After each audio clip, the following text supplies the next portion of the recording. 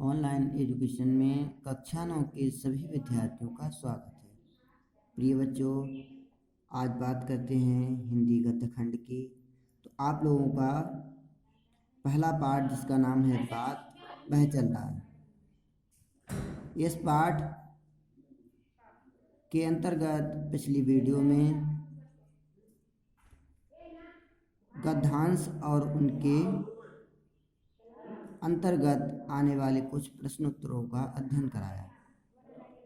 इसी क्रम में एक और गद्यांश की बात करते हैं इसी पाठ की, जिसका संकेत है बात का तत्व समझना का असर ना हो। यहाँ तक ठीक है।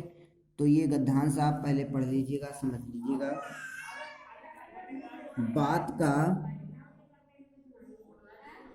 तत्व समझना हर एक का काम नहीं है और दूसरों की समझ पर आधिपत्य जमाने योग्य बात गढ़ सकना भी ऐसे वैसों का साध्य नहीं है। बड़े बड़े विज्ञवरों तथा महाकविश्वरों के जीवन बात ही के समझने समझाने में व्यतीत हो जाते हैं। सहृदयगण की बात के अंदर के आगे सारा समय तुच्छ जचता है। बालकों की तोतली बातें, सुंदरियों की मीठी मीठी प्यारी प्यारी बातें, सत कवियों की रसीली बातें, सुवक्ताओं की प्रभावशालिनी बातें, जिनके जी को और ना का को ना कर दें,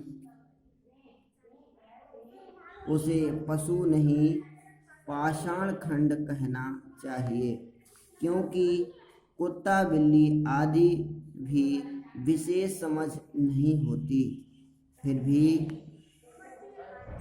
चुप करके तू तू पूसी पूसी इत्यादि बातें कह दो तो भावार्थ समझ के यथा समर्थ स्नेह प्रदर्शन करने लगते हैं।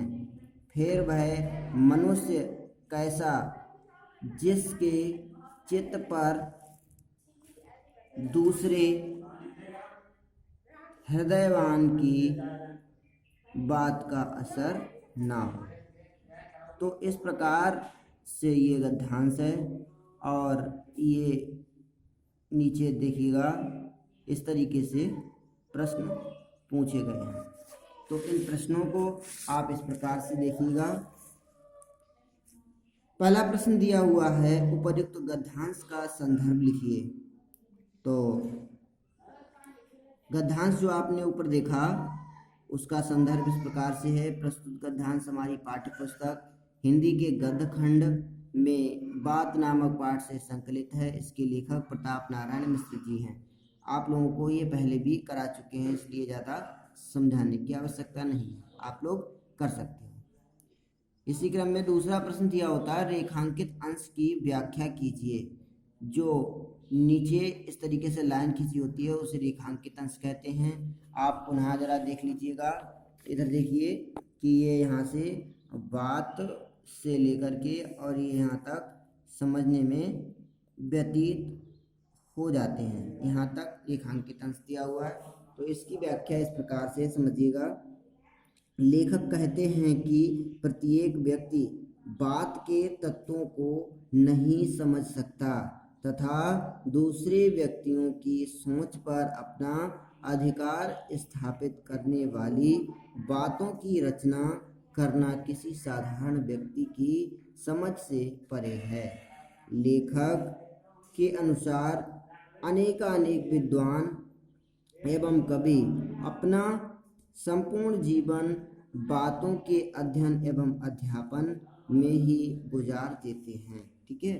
इसी क्रम में अगला प्रश्न दिया हुआ है, बालकों की बातें कैसी होती हैं। गद्यांश में भी इसकी चर्चा की गई है, वही है कि बालकों की बातें तोतली होती हैं। ठीक है।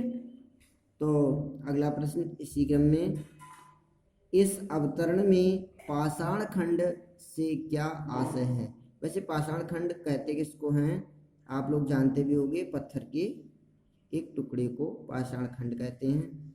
अवतरण के अनुसार सुवक्ताओं की प्रभावशाली बातों से भी जिन व्यक्तियों के हृदय पर कोई प्रभाव ना पड़े, उन व्यक्तियों का हृदय पाषाण खंड के समान होता है। ठीक है। अगला प्रश्न, विद्वानों और कवियों का जीवन कैसे बीतता है। तो विद्वानों और कवियों का जीवन बात ही के समझने समझाने में व्यतीत हो जाता है। ठीक है, ये इसका सही उत्तर होगा। आज के लिए बस इतना ही। धन्यवाद।